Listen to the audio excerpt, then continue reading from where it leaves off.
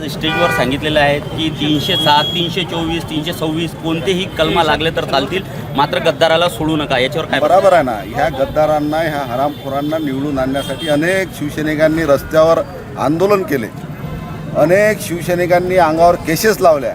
तेव्हा ही शिवसेना मोठी झाली आणि त्या शिवसैनिकाच्या भरोशावर एक गद्दार हरामखोर खासदार झाले आणि त्या जनतेसंघ, त्या पक्षासंघ बेमानी केल्यावर एखादी केस अजूनही लागली तर काय फरक पडते?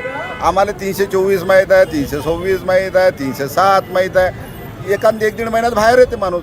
अनिल देशमुखांसारखा माणूस 9 महिने जेलात राहिले पण पक्षाचे प्रामाणिक राहिले. संजय देशमुखसारखी हरामखोरीने केली.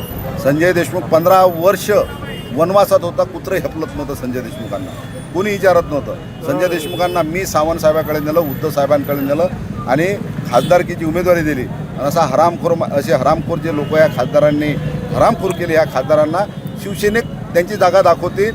काही फरक नाही पडत 307, 324चा. जे काही दौरे करत आहेत हे वराती मागून घोडे आहेत आणि मीच त्यांना हे दौरे करायला भाग पाडलेला आहे. कोण म्हणते? मला सांगा, आता तुम्ही मीडियावाले आहेत, जसं तुम्ही खासदारांचा सर्वे करून खासदारांना किती निधी खर्च केला, तसा एकनाथ शिंदे जेव्हापासून शिवसेनेत आहे, उद्धव साहेब आहेत महाराष्ट्रात, एकनाथ शिंदेने किती दौरे केले सुरुवातीपासून आतापर्यंत. जेवढ्या निवडणुका झाल्या, एकनाथ शिंदेनं 2.5 वर्षाच्या अगोदर जे बंड केलं, त्याच्या अगोदर एकनाथ शिंदे महाराष्ट्रात किती शिवसैनिकाला निवडून आणण्यासाठी फिरला, किती विजय करण्यासाठी फिरला.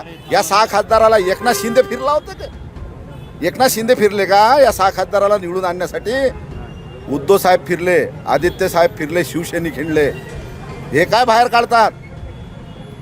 अरे यांनी तर शिवसेना गुजरातवर नेऊन टाकली, गुजरातमध्ये नेऊन टाकली. मराठी माणसाची शिवसेना यानं गुजरातची शिवसेना करून टाकली.